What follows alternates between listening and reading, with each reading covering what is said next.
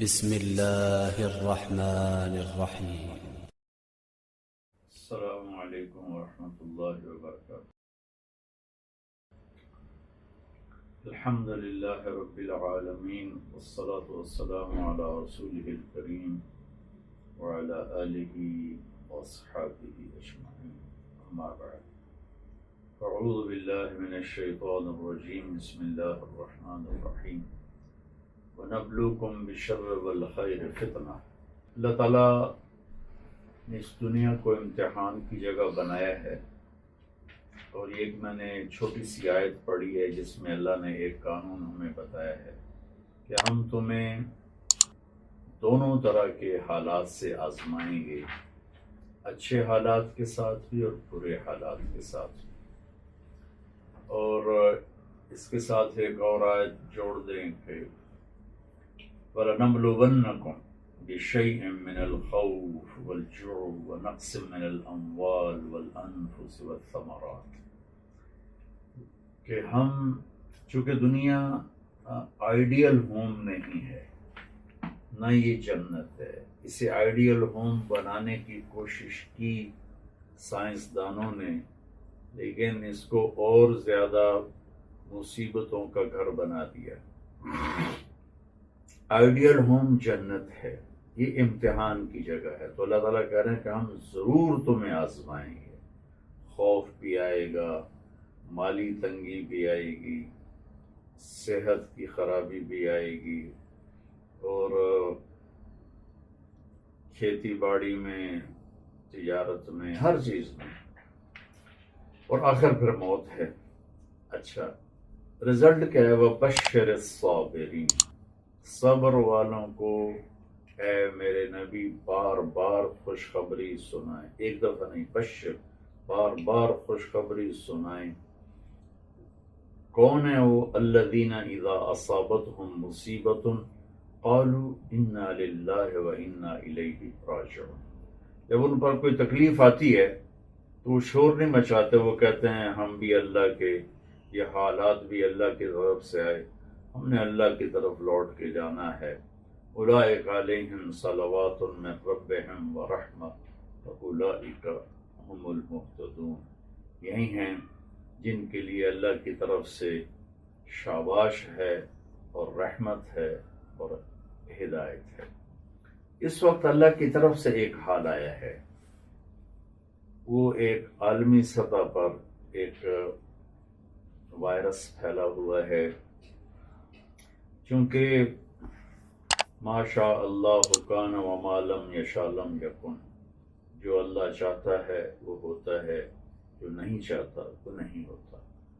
اب پوری دنیا میں یہ پہلی دفعہ عالمی سطح پر ایک بیماری پھیل رہی ہے.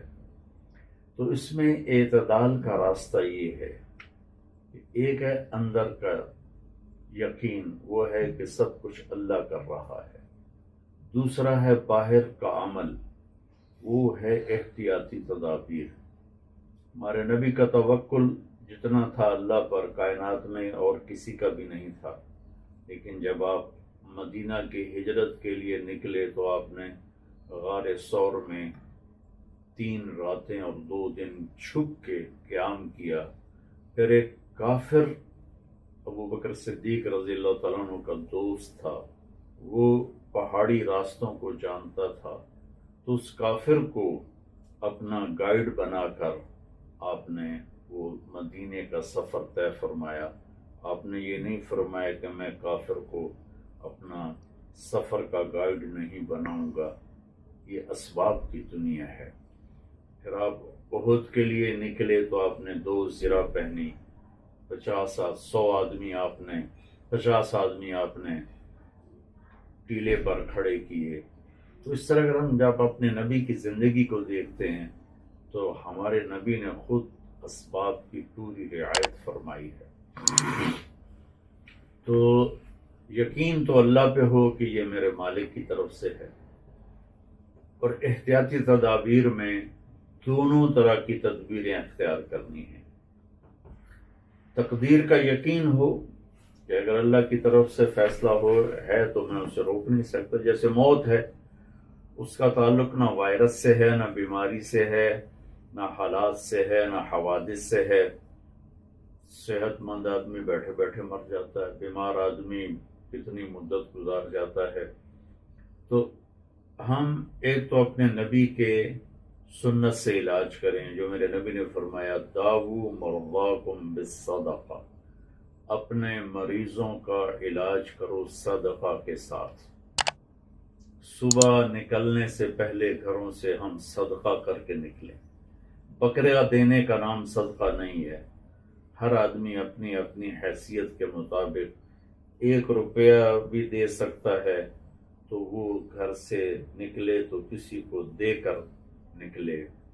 1 روپیہ نہیں ہے، 4 آنے ہیں، 8 آنے ہیں، 1000 ہے، 2000 ہے، صدقہ دے کر نکلے۔ داؤ مرضاکم بالصدقہ، اپنے مریضوں کا علاج کرو صدقہ کے ساتھ۔ پھر ایسے ہی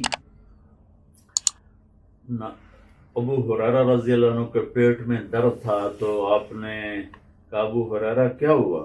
کہ یا رسول اللہ پیٹ میں درد ہے۔ تو آپ نے قم فصل فإن فی الصلاۃ شفاء، تو آپ نے کہا اٹھو اور نماز پڑھو، نماز میں صحت ہے۔ تو اپنے بچاؤ کے لیے 2 نفل پڑھ لیں، 4 پڑھ لیں، 6 پڑھ لیں، 8 پڑھ لیں، 10 پڑھ لیں کہ یا اللہ تیرے سپرد اب صحت عطا فرما۔ یہ 2 کام تو ہو گئے ظاہری جو میرے نبی نے بتائے ہیں۔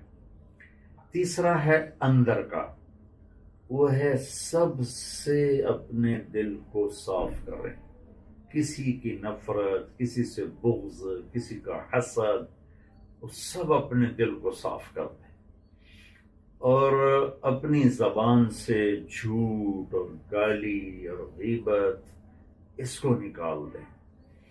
تو اندر اور باہر کے جب یہ اعمال جمع ہوں گے تو اللہ کا ایک حصار ہمارے گرد قائم ہو جائے گا۔ اس کے بعد ہیں پھر مادی اسباب، جو حکومت ہمیں بتائے اس کو فالو کیا جائے۔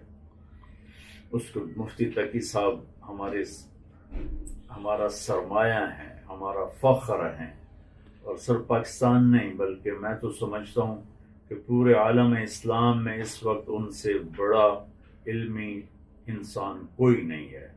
دعوے بہت لوگ کرتے ہیں، لیکن پوری دنیا پھرنے کے بعد میں اپنی عقیدت کے لحاظ سے کہتا ہوں کہ تقی عثمانی صاحب سے بڑی شخصیت اس وقت پوری دنیا میں کوئی نہیں ہے۔ کوئی چھپا ہوا ہو تو اس کو تو میں نہیں جانتا ہوں۔ انہوں نے بھی فرمایا ہے کہ نماز مختصر پڑھائی جائے اور وضو گھر سے کر کے آئیں، اور نماز پڑھتے ہی فوراً گھر چلے جائیں، سنتیں گھر پڑھیں، مسجد میں سنتیں بھی ادا نہ کریں۔ تو ان کا قول جیسے chief justice of Pakistan Pakistani قانون میں اب ایک حجت کا درجہ رکھتا ہے۔ اس وقت وہ فتوے میں ایک حجت کا درجہ رکھتے ہیں میرے نزدیک۔ تو حکومت کے جو اس وقت انہوں نے گیدرنگ کو منسوخ کیا ہے، اسکولوں میں، ہم نے مدرسوں میں چھٹیاں کر دی ہیں کہ مدارس بند، اور ایسے ہی اسکول بند، اور شادی ہالز بند ہو رہے ہیں۔ یہ ساری احتیاطی تدابیر ہیں، اس کی تدبیر ضروری ہے، اس کی احتیاط ضروری ہے کہ ہم اپنے ایمان کو بھی بچائیں اور اپنی صحت کو بھی بچائیں۔ تو جو حکومتی تدابیر ہمیں بتائی جائیں اس کو ہم سارے فالو کریں، اور پھر یقین اللہ پہ چھوڑیں، اور اطمینان رکھیں کہ میرے نبی کا فرمان ہے ساری دنیا کے انسان جنات مل کر تمہیں نقصان پہنچانا چاہیں تو نہیں پہنچا سکتے جب تک اللہ نہ چاہے، اور ساری دنیا کے انسان جنات مل کر تمہیں نفع پہنچانا چاہیں نہیں پہنچا سکتے جب تک اللہ نہ چاہے۔ تو اس لیے ہم اطمینان رکھیں۔ امام شافعی کا فرمان ہے دع الایام تفعل ما تشاء وطب نفسا اذا حکم القضاء۔ یہ امام شافعی کا قول شعر ہے، ہمارے لیے بڑی تسلی ہے کہ چھوڑ دے اپنے آپ کو تقدیر کے حوالے کر دے، اس شہنشاہ کے فیصلوں پہ اپنے آپ کو راضی کر دے۔ السلام علیکم۔